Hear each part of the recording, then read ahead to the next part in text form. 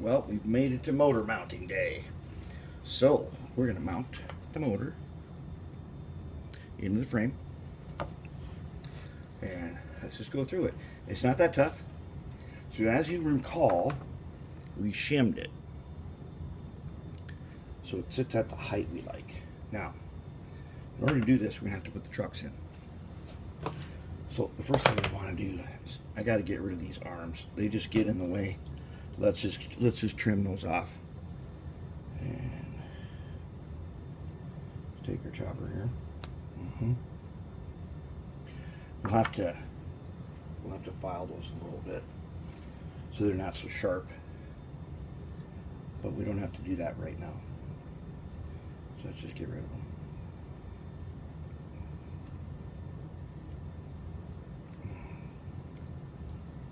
Oh yeah, that one's pretty sharp.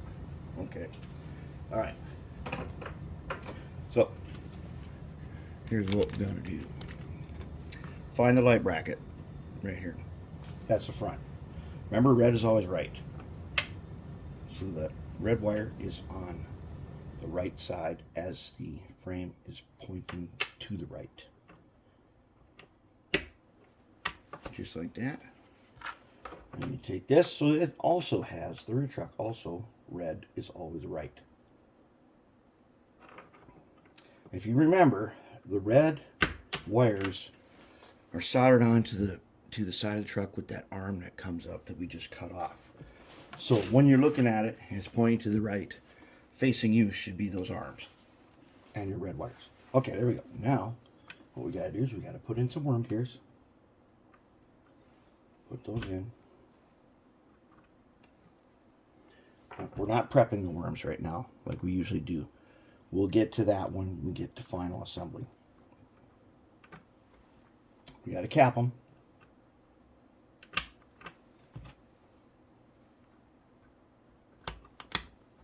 Okay, now they're in.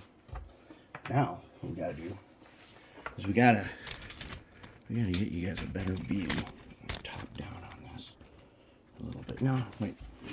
Let's start with the side view. Okay, let's go down to the side view because I want to show you what we're going to do next. All right, that should be pretty good.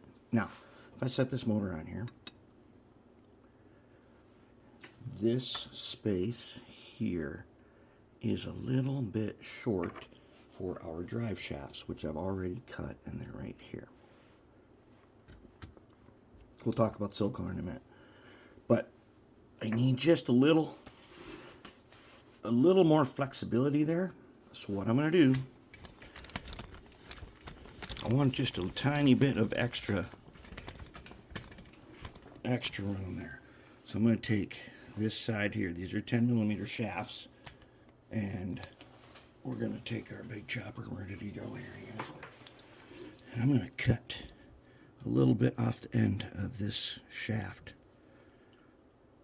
It's steel, so it takes a good cutter, and then it takes a little pinch. There we go. Where that went, I have no idea. But now that I got Mr. Robot working on the floors, we'll let him find it, because I don't need it. He'll go clean that up wherever it went. Okay, let's get out our cutoff wheel here, because that end that we left right here is really sharp. We don't want that. We want it to be kind of smooth. So let's just go ahead and smooth them out.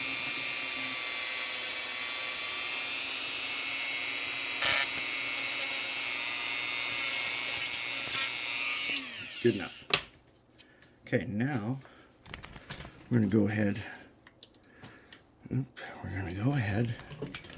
And we're going to install the shafts. Now okay, let's talk about silicone drive shafts. All right.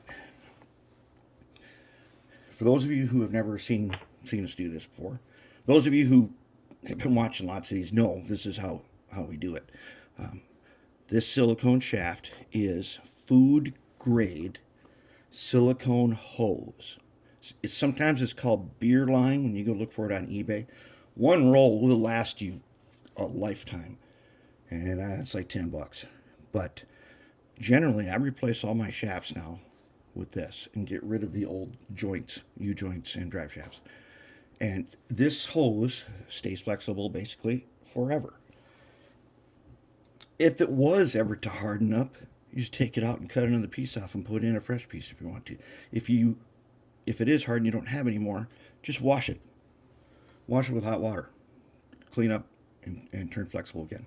All right, so now we're going to take the drive shaft and we're going to take an X-Acto knife and we're just going to put it in the end here and give it a little bit of twist. Just a little bit. Not much is going to come out, but there will be a little. It kind of bevels and it makes it easier to put on. But more importantly, it'll make it easier to adjust when you have to adjust it. Which, when you're installing it, and sometimes if it slips off, that happens if you've done it not quite right. It'll slip off in operations and you open it up and you will reinstall it. Or cut a new piece and make a new one. Okay. So let's go ahead and put this on our shaft. Both sides. And as you can see, I've already got the wires soldered onto this guy. And again, red is right. And I tested these to make sure that in DC, what you want in DC is that when you're facing right, DC power pack, arrow to the right, the motor should spin so that the locomotive moves to the right. Now sometimes 6-axles are the opposite way. And you put them upside down. But you want it to move right. I know you can fix it in DCC, but maybe you don't have DCC, or some people don't. But it's still good practice, even though this is going to be DCC, to get it good. All right, okay, that might even be too much. Might have to trim a little. Let's find out. So I'm going to take one of these jeweler's pliers, and I'm going to pinch it, and I'm going to work it onto that shaft. And here's the neat thing about this. The Athearn shaft, I believe, is it a 5/64 shaft? Something like that. And this is and the motor is a 2mm shaft. Pretty much all motors these days are 2mm shaft. But on older stuff, you have a problem mating your U-joints and your drive shafts because you have two different size shaft. Okay, now, if you can see, let's zoom in again. This one looks a little crooked, and you just wiggle it around until it straightens out the way you like it. Okay, that's pretty good. That's not bad. Okay, there he is. Now the reason we did all this and put in the worm gears and everything is it's going to help us get a better alignment. So now it will be nice and straight in line, and we'll be almost straight across. Remember how, though I said just be, if there's going to be an error, make it just slightly higher. You can actually go with this silicone hose, especially if it's longer. You can have some totally mismatched stuff and it still works just fine. And now we're going to take our amazing group. We're going to take X-Acto knife and we're going to get out. First we're going to dig out some stuff that's already partially cured. We don't want that. We want some fresher stuff. Okay, so now I'm going to get a nice little glob here. About like that. Then I'm just going to turn the motor. I'm going to wipe it right down the middle. Just like that. I'm going to grab it, lift it up, and put it in place. Okay, and then, just to make sure that it's going to cure straight, I'm going to take these guys, here. I'm going to go ahead and I'm just going to run these two guys up against the side. They're not so important. It's these guys. They're going to come in, and I'm going to eyeball it Get it nice straight up and down. And then from the top, I want to look at it down on it, make sure my trucks are straight and the drive shafts are looking nice and straight. Trucks, make sure the trucks are straight. Okay, now leave it. Okay, that's pretty good. That is pretty good. And there we go. Now the motor is mounted. And that'll cure up in probably a half hour or so. It'll be good to work with. In an hour, it'll be nice and solid. And because we're using goop, if we made a mistake, we just peel it out. And then peel the goop off and no damage done. Probably won't even pull up any paint.